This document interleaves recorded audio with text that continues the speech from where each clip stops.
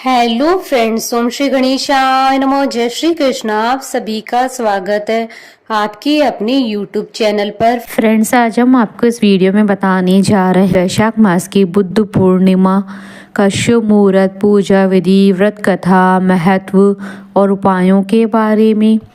Friends, video शुरू करने से पहले आपसे रिक्वेस्ट है, अगर आप हमारे चैनल पर नए हैं और आपने अभी तक चैनल को सब्सक्राइब नहीं किया है तो प्लीज सब्सक्राइब कीजिएगा चैनल को, साथ ही प्रेस कीजिएगा बेल आइकन को, जिससे नए वीडियो से रिलेटेड नोटिफिकेशन आपको तुरंत प्राप्त हो सके। और वीडियो पसंद आने पर वीडियो को लाइक और शेयर जरूर कीजिएगा ताकि सभी भक्तों को इस वीडियो का लाभ प्राप्त हो सके।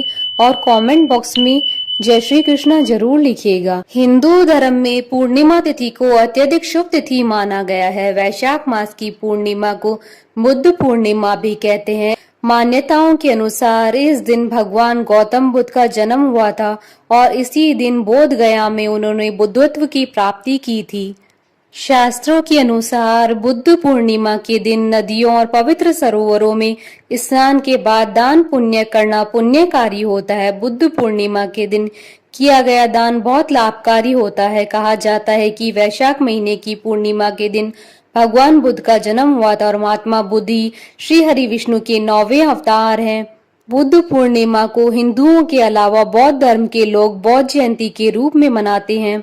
वैशाख पूर्णिमा के दिन सूर्योदय के बाद स्नान आदि करने के बाद भगवान श्री हरि विष्णु जी की पूजा की जाती है। इस पूर्णिमा को सिद्ध विनायक पूर्णिमा और सत्य विनायक पूर्णिमा के नाम से भी जाना जाता है। इस दिन धर्मराज की पूजा करने की भी मान्यता है। सत्य विनायक व्रत से धर्मराज खुश होते हैं। माना जाता है कि धर्मराज मृत्यु के देवता है, इसलिए उनके प्रसन्न होने से अकाल मृत्यु का डर खत्म हो जाता है। मान्यता है कि पूर्णिमा के दिन तिल और चीनी का दान शुभ होता है। कहा जाता है कि चीनी और तिल दान करने से अनजाने में हुए पापों से मुक्ति मिलती है। बुद्ध पूर्णिमा को वैशाख पूर्णिमा के नाम से जाना जाता है। इस दिन कूर्म जयंती का पर्व भी मनाया जाता है। मान्यता है कि भगवान श्री कृष्ण ने वैशाख पूर्णिमा का महत्व अपने परम मित्र सुदामा को उस समय बताया था जब वे द्वारिका में पहुंचे थे। श्री कृष्ण जी के बताने के अनुसार सुदामा जी ने व्रत किया था, इससे उनकी दरिद्रता और दुख दूर हो गए थे। इससे वैशाख पूर्णिमा का महत्व और भी बढ़ जाता है। वैशाख पूर्णिमा अर्थात बुद्ध पूर्णिमा के दिन भगवान विष्णु जी की पूजा अर्चना का विधान है।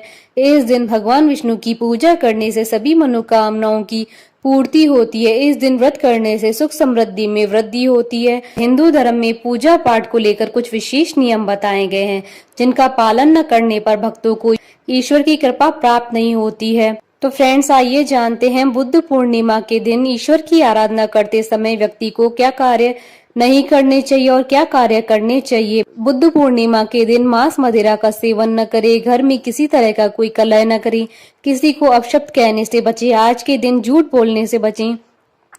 फ्रेंड्स, अब आइए जानते हैं बुद्ध पूर्णिमा के दिन क्या कार्य करने चाहिए। सबसे पहले सूर्योदय से पहले उठकर घर की साफ सफाई कर ले। इसके बाद स्नान करके खुद पर गंगा जल का छिड़काव कर लें। घर के मंदिर में विष्णु जी की प्रतिमा के सामने दीपक जलाकर उनकी पूजा करें।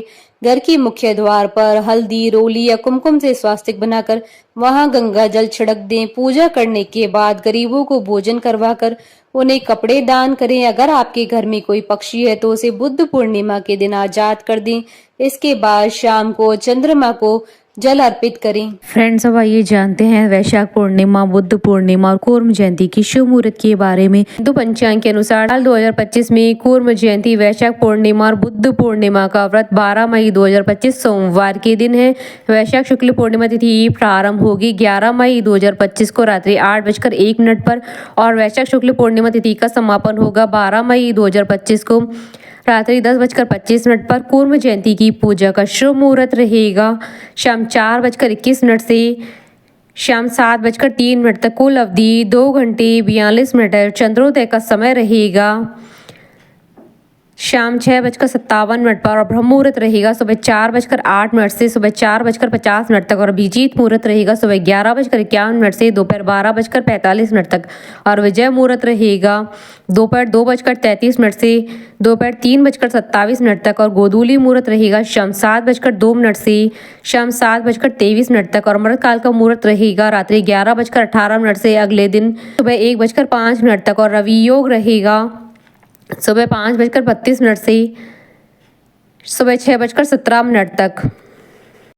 फ्रेंड्स, आप हमारे चैनल पर ज्वाइन बटन को दबाकर हमारे चैनल के मेंबर भी बन सकते हैं। हम हमारे चैनल के मेंबर्स के कमेंट्स को टॉप प्रायोरिटी पर रखकर उनका रिप्लाई करते हैं। फ्रेंड्स, अब आइए जानते हैं बुद्ध पूर्णिमा के दिन किए जाने वाले उपायों के बारे में। शास्त्रों के अनुसार पूर्णिमा के दिन सुबह करीब 10 बजे पीपल के वृक्ष पर माँ लक्ष्मी का आगमन होता है। कहते हैं कि इस दिन सुबह नित्य कर्मों के बाद पीपल के पेड़ पर कुछ मीठा रखकर और मीठा जल अर्पण कर धूप अगरबत्ती जलाकर माँ लक्ष्मी का पूजन करें और माता लक्ष्मी को घर में निवास करने के लिए आमंत्रित करें तो उस जातक पर माँ लक्ष्मी की कृपा हमेशा बनी रहती है। बुद्ध पूर्णिमा के दिन शिवलिंग पर शहद, कच्चा दूध, बेलपत्र, शमी पत्र और फल चढ़ाने से भगवान शिव की जातक पर सदैव कृपा बनी रहती है। बुद्ध पूर्णिमा के दिन सफेद चंदन में केसर मिलाकर भगवान शंकर को अर्पित करने से घर में कलह और अशांति दूर हो जाती है। बुद्ध पूर्णिमा के दिन घर के मुख्य द्वार पर आम के ताजा पत्तों से बनाया गया तोरण अवश्य बांधे, इससे घर में शुद्धता का वातावरण बना रहता है।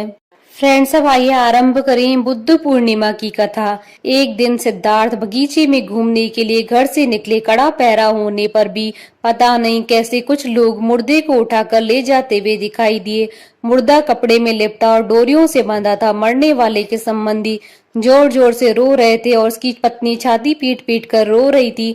उसकी माँ और बहनों का बुरा हाल था। राजकुमार ने सारथी से इस रोने पीटने का कारण पूछा तो उसने बताया कि जिस कपड़े में लपेटकर और डोरियों से बांधकर 4 जने उठाकर चल रहे हैं, यह मर गया है। रोने वाले इसके संबंधी इसे शमशान में जला दिया जाएगा। यह सुनकर राजकुमार के चेहरे पर गहरी उदासी छा गई। उसने पूछा, यह मर क्यों गया?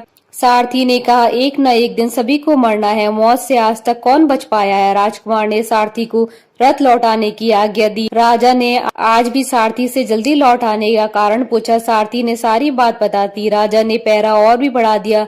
चौथी बार बगीचे में घूमने जाते हुए राजकुमार ने एक सन्यासी को देखा।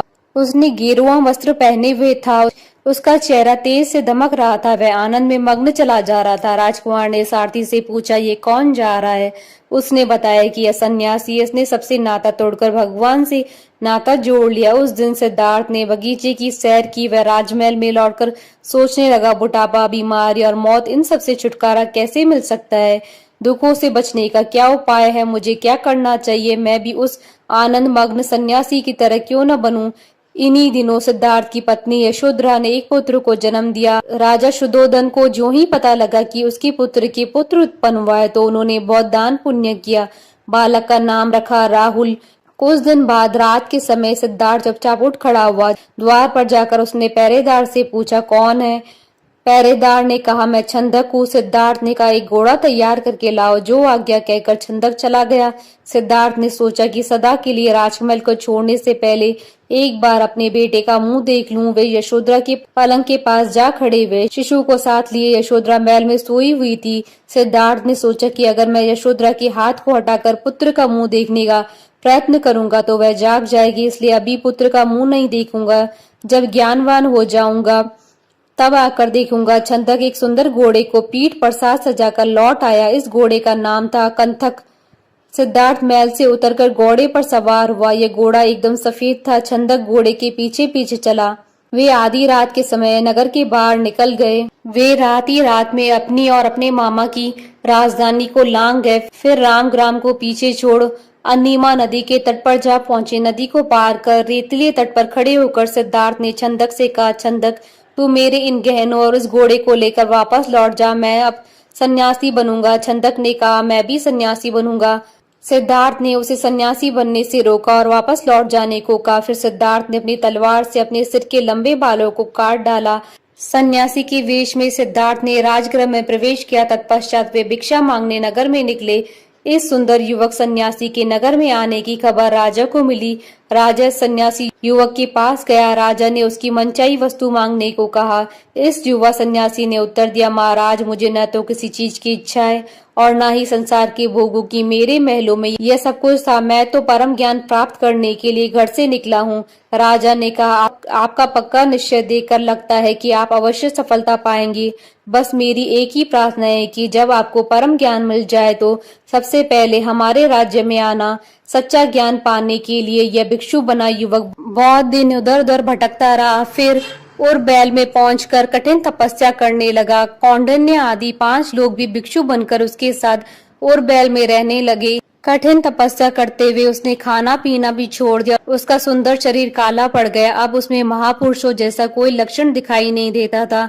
एक दिन वह चक्कर खाकर गिर पड़ा। तब उसने सोचा कि शरीर को सुखाने से मुझे क्या मिला, इसलिए उसने फिर भिक्षा मांगकर भोजन करना शुरू किया। यह देखकर उसके साथी 5 भिक्षुओं ने सोचा कि इसकी तपस्या भंग हो गई है, अब इसे ज्ञान कैसे मिलेगा। यही सोचकर वे 5 उसे छोड़कर चले गए। वैशाख मास की पूर्णिमा के दिन यह भिक्षु बोधि वृक्ष के नीचे बैठा हुआ था। पास के गांव की सुजाता नाम की एक युवती खीर पकाकर लाई। यह खीर उसने सन्यासी को खाने के लिए दी। खीर खाकर सन्यासी के शरीर में ताकत आने लगी। 6 वर्ष की तपस्या के बाद सिद्धार्थ ने सच्चा ज्ञान प्राप्त कर लिया। तब वह बुद्ध कहलाए। बुद्ध का अर्थ है जिसे बोध अर्थात ज्ञान हो गया हो और उसकी सारी इच्छाएं समाप्त हो गई हों। बोलिए भगवान बुद्ध की जय, भगवान विष्णु की जय, सनातन धर्म की जय। हमारे साथ इस वीडियो में अंत तक बने रहने के लिए आपका धन्यवाद। ओम श्री गणेशाय नमः। जय श्री कृष्णा।